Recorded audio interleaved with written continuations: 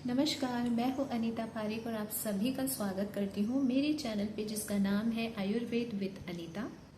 आज हम लोग समझेंगे कि अगर हम लोग अपने डाइट में, अपने लाइफस्टाइल में अगर नियमित रूप से नींबू का रस जो है वो गर्म पानी में लेना शुरू कर देते हैं तो उसके क्या क्या फायदे हमको मिल सकते हैं। तो पहला फायदा मैं आप लोगों को बताती हूँ कि अगर आप लोग ये समझिएगा कि मैं टाइमिंग किस तरीके से बता रही हूँ। तो अगर आप लोग फ्रेश होने से पहले यानी कि मल मूत्र का त्याग करने से पहले अगर आप गर्म पानी में और नींबू मिला के और उसको पीते हैं तो इससे आप लोगों का पेट जो है वो बहुत ही बेहतर तरीके से साफ होगा। आपको कॉन्स्टिपेशन यानी कि कब्ज की समस्या बिल्कुल भी नहीं रहेगी। अगर आप लोग को कब्ज की समस्या रह रही है, मान लीजिए 1 हफ्ते से 2 हफ्ते से, तो आप लोग ये नियमित रूप से करना शुरू करिए। या फिर किसी को कब्ज की समस्या नहीं है लेकिन उनका पेट जो है वो क्लियर नहीं हो पाता है तो वो लोग भी ये कर सकते हैं। बस ये ध्यान रखिएगा, आपको मल त्याग करने से पहले, फ्रेश होने से पहले ये काम करना है। आप चाहें तो हल्का चुटकी भर आप नमक भी ऐड कर सकते हैं, सेंधा नमक या फिर काला नमक, ठीक है। अब मैं दूसरा तरीका आप लोगों को बताती हूँ कि अगर आप लोग मल मूत्र का त्याग करने के बाद में, अगर आप लोग मल का त्याग करने के बाद में यानी कि फ्रेश होने के बाद में अगर आप गर्म पानी में नींबू मिला के और पीते हैं तो इससे आप लोगों के शरीर का जो फैट है वो कट होता है और साथ ही साथ आपका जो वजन है वो कम करने में ये मदद करता है।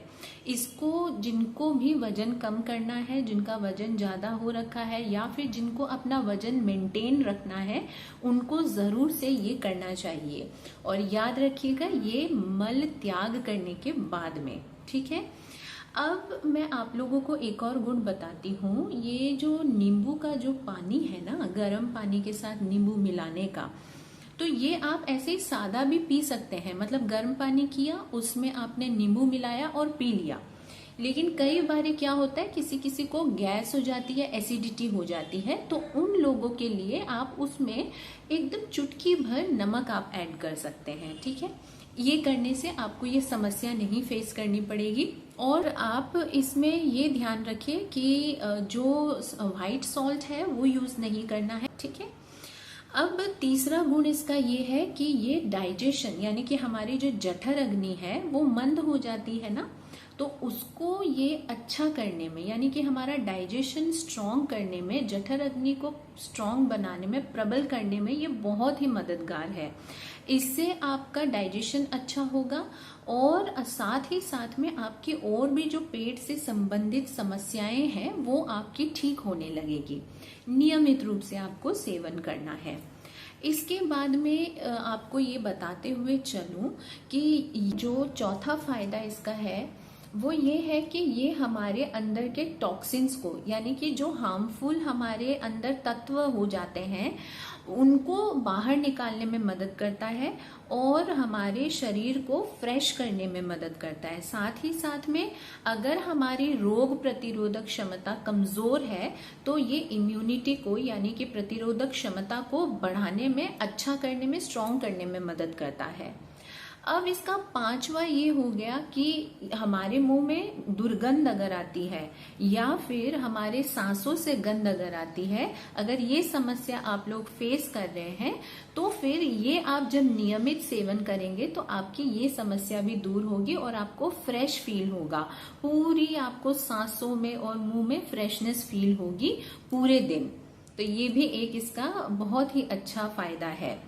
और अगर जैसे कि अगर हम इसके दूसरी जो फायदा है उसको अगर देखें, दूसरा जो फायदा है अगर हम उसको देखें तो इसमें विटामिन सी होता है। अब विटामिन सी जो है वो हमारे स्किन हेल्थ के लिए बहुत अच्छा होता है। अगर आपकी जो भी उम्र है उससे आप हमेशा कम ही दिखोगे और आपकी स्किन जो है वो बहुत अच्छी हो जाएगी, डार्क सर्कल्स जो है वो आपके कम होने लग जाएंगे। इसके बहुत फायदे हैं, विटामिन सी के तो फायदे इसके साथ में आते हैं। तो ये सारे इसके गुण हैं।